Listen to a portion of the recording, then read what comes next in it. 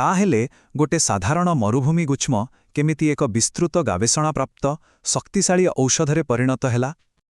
ଏହା ଭାବିଲେ ଆଶ୍ଚର୍ଯ୍ୟ ଲାଗେ ନୁହେଁ କି? ଆସନ୍ତୁ ଆଜିର ଏହି ଆଲୋଚନାରେ ସେନ୍ନା ଗଛର ଏହି ଅଦ୍ଭୁତ କ୍ରମବିକାଶ ଯାତ୍ରା ବିଷୟରେ ଜାଣିବା।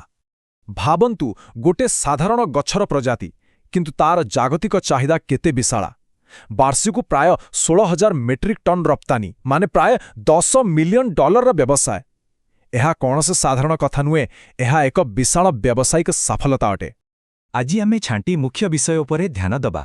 ସେନ୍ନାର ଉଦ୍ଭିଦ ବିଜ୍ଞାନ, ପରମ୍ପରାଗତ ଔଷଧିରେ ଏହାର ମୂଲ୍ୟ, ସକ୍ରିୟ ଉପାଦାନ ନିଷ୍କାସନ, ପଚନ ପ୍ରକ୍ରିୟା ଏବଂ FDA, ଏହାର ଆଣ୍ଟିମାଇକ୍ରୋବାଲ ଗୁଣ ଓ ଶେଷରେ ପ୍ରାକୃତିକ ନିଷ୍କାସ ସହ କୃତ୍ରିମ ଔଷଧିର ତୁଳନା।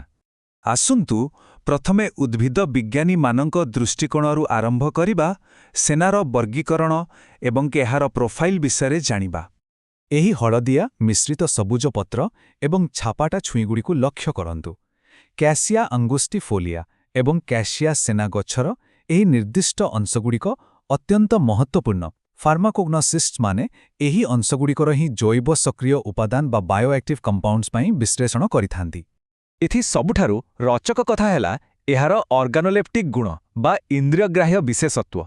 ରଙ୍ଗ, ଆକାର ଏବଂ ଏହାର ପିତା ସ୍ୱାଦ ଏହି ନିର୍ଦ୍ଦିଷ୍ଟ ଲକ୍ଷଣଗୁଡ଼ିକ ଏକ ଉଚ୍ଚମାନର ଉଦ୍ଭିଦ ସାମଗ୍ରୀକୁ ଚିହ୍ନଟ କରିବାରେ ସାହାଯ୍ୟ କରେ। ମାନେ ଏହା ଏକ ପ୍ରକାର କ୍ୱାଲିଟି କଣ୍ଟ୍ରୋଲ ଚେକ୍ ଭଳି କାମ କରେ। ଏବେ ଆସନ୍ତୁ ଜାଣିବା ପରମ୍ପରାଗତ ଔଷଧରେ ଏହାର ମୂଳ ବିଷୟରେ। ପ୍ରାଚୀନ ଆରବୀୟ ଡାକ୍ତରଙ୍କଠାରୁ ଆରମ୍ଭ କରି ଆଜିର ଜାଗତିକ ବ୍ୟାପାର ପର୍ଯ୍ୟନ୍ତ ଏହି ଯାତ୍ରା ଅତ୍ୟନ୍ତ ପ୍ରଭାବଶାଳୀ। ଯଦି ଆମେ ଇତିହାସ ପାଖକୁ ଯିବା, ଏହି ଗଛର ଉତ୍ପତ୍ତି ଉତ୍ତର ଆଫ୍ରିକା ଏବଂ ଆରାବିଆରେ ହୋଇଥିଲା। ନବମ ଶତାବ୍ଦୀରେ ହିଁ ଆରାବିଆ ଚିକିତ୍ସକମାନେ ଏହାର ବ୍ୟବହାର ଆରମ୍ଭ କରିସାରିଥିଲେ। ପରେ ଏକାଦଶ ଶତାବ୍ଦୀରେ ଏହା ଭାରତର ତାମିଲନାଡୁକୁ ଆସିଲା। ଆଉ ଆଜି ଏହା ଏକ ବ୍ୟାପକ ଜାଗତିକ ରପ୍ତାନି ଫସଲରେ ପରିଣତ ହୋଇଛି। ଭାବିଲେ ଆଶ୍ଚର୍ଯ୍ୟ ଲାଗେ ଯେ ପ୍ରାଚୀନ ବ୍ୟବସାୟୀମାନେ କେମିତି ଆଧୁନିକ ଔଷଧି ପାଇଁ ଏକ ସଲିଡ୍ ଭିତ୍ତିଭୂମି ସ୍ଥାପନା କରିଥିଲେ। ପରବର୍ତ୍ତୀ କଥା ହେଲା ସକ୍ରିୟ ଉପାଦାନର ନିଷ୍କାସନ। ଆସନ୍ତୁ ଦେଖିବା ଲାବୋରେଟୋରୀରେ ଗଛରୁ ଔଷଧୀୟ କେମିତି ପୃଥକ କରାଯାଏ। କଞ୍ଚା ଗଛରୁ ଆସଲା ଔଷଧୀୟ ଉପାଦାନ ପାଇବା ପାଇଁ ଏକ ନିର୍ଦ୍ଦିଷ୍ଟ ଧାପ ପରେ ଧାପ ପ୍ରଣାଳୀ ବା ମାସାରେସନର ଆବଶ୍ୟକତା ରହିଛି। ପ୍ରଥମେ ବେଞ୍ଜିନ୍ ଓ ମିଥାନଲ ବ୍ୟବହାର କରାଯାଏ, ପରେ ଏସିଡିଫାଇ କରାଯାଏ ଆଉ ଶେଷରେ ନିର୍ଦ୍ଦିଷ୍ଟ pH ଲେଭଲରେ କ୍ୟାଲସିୟମ୍ ସେନୋସାଇଟ୍ସକୁ ପୃଥକ କରାଯାଏ। ଏହି ନିଖୁଣ ରାସାୟନିକ ସଂଯୋଜନା ଦ୍ୱାରା ହିଁ ସର୍ବାଧିକ ଔଷଧୀୟ ଗୁଣ ମିଳିଥାଏ।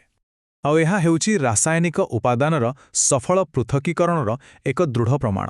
ଥିନ୍ ଲେୟର କ୍ରୋମାଟୋଗ୍ରାଫି ବା TLC ପଦ୍ଧତି ଦ୍ୱାରା ନିଷ୍କାସିତ ସେନୋସାଇଟ୍ସକୁ 0.52ର ଏକ ନିର୍ଦ୍ଦିଷ୍ଟ RF ମୂଲ୍ୟରେ ଚିହ୍ନଟ କରାଯାଏ। ଏହା ଉଦ୍ଭିଦ ବିଜ୍ଞାନର ଆଧୁନିକ ଓ ନିଖୁଣ ବିଶ୍ଳେଷଣ ଥାଏ। ଏବେ ଚାଲନ୍ତୁ ମଣିଷର ଶରୀର ଭିତରକୁ ଯିବା। ପଚନ ପ୍ରକ୍ରିୟାରେ ସେନୋସାଇଟ୍ସ କିପରି କାମ କରେ ଏବଂ ଏହାକୁ FDA ଅନୁମୋଦନ କେମିତି ମିଳିଲା, ତାହା ଆଲୋଚନା କରିବା। ଏଥିରେ ମୁଖ୍ୟ ନାୟକ ହେଉଛନ୍ତି ସେନୋସାଇଟ୍ସ A ଏବଂ B, ଯାହାକି ଆକ୍ଟିଭ୍ ଆନ୍ଥ୍ରାକ୍ୱିନନ୍ ଗ୍ଲାଇକୋସାଇଡ୍ସ ଅଟନ୍ତି। ଜାଣନ୍ତି କି ସେନ୍ନା ଗଛର ପ୍ରାୟ 80% ଅଧିକା ଜୈବିକ କ୍ରିୟା ବା ବାୟୋଲୋଜିକାଲ ଆକ୍ଟିଭିଟି କେବଳ ଏହି ଦୁଇ ନିର୍ଦ୍ଦିଷ୍ଟ ରାସାୟନିକ ଷ୍ଟେରିଓ ଆଇସୋମର୍ସ ଉପରେ ହିଁ ନିର୍ଭର କରେ। ଆସନ୍ତୁ କେମିତି ହୁଏ। ଏହା ଆନ୍ତ୍ରନାଳୀର ମାଂସପେଶୀକୁ ଗତିଶୀଳ କରିବା ବା ପେରିଷ୍ଟାଲସିସ୍ ସୃଷ୍ଟି କରିବାରେ ଏବଂ ଲାର୍ଜ ଇଣ୍ଟେଷ୍ଟାଇନ୍ରେ ତରଳ ପଦାର୍ଥର କ୍ଷାରଣ ବଢ଼ାଇବାରେ ମୁଖ୍ୟ ଭୂମିକା ଗ୍ରହଣ କରେ। ଏହି ଅସାଧାରଣ ଓ ସୁରକ୍ଷିତ ଗୁଣଗୁଡ଼ିକ ଯୋଗୁଁ ହିଁ ଏହା FDA ଦ୍ୱାରା ଅନୁମୋଦିତ ଏକ ଔଷଧୀୟ ଉପାଦାନର ମାନ୍ୟତା ପାଇପାରିଛି, ଯାହା ନିଶ୍ଚିତ ରୂପେ ଏକ ମୁଖ୍ୟ ଲବ୍ଧି।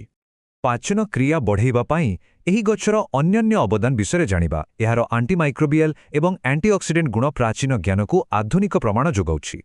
କେବଳ ପାହିଟକୁ ସଫା କରିବା ନୁହେଁ, ଏହି ଗଛର ଫେନୋଲିକ୍ସ ରସାୟନ ଅକ୍ସିଡେଟିଭ୍ ଷ୍ଟ୍ରେସ୍କୁ ପ୍ରତିକାର କରିବାରେ ମଧ୍ୟ ଅତ୍ୟନ୍ତ ସକ୍ଷମ। 85 ମାଇକ୍ରୋଗ୍ରାମ୍ସ ପର ମିଲିଲିଟରର IC50 ମୂଲ୍ୟ ଏହି ଉଚ୍ଚ ଆଣ୍ଟିଅକ୍ସିଡେଣ୍ଟ ଶକ୍ତିକୁ ପ୍ରମାଣିତ କରୁଛି। ଏହା ପରମ୍ପରାଗତ ଜ୍ଞାନର ଏକ ଅଦ୍ଭୁତ ବୈଜ୍ଞାନିକ ପ୍ରମାଣିତ ସତ୍ୟ। ଆହୁରି ରୋଚକ କଥା ହେଲା, ଏହା କେବଳ ଆଣ୍ଟିଅକ୍ସିଡାଣ୍ଟ ନୁହେଁ, ଏହି ନିଷ୍କାସ ବିଭିନ୍ନ କ୍ଷତିକାରକ ବ୍ୟାକ୍ଟେରିଆକୁ ରୋକିବାରେ ମଧ୍ୟ ଖୁବ୍ ସକ୍ଷମ।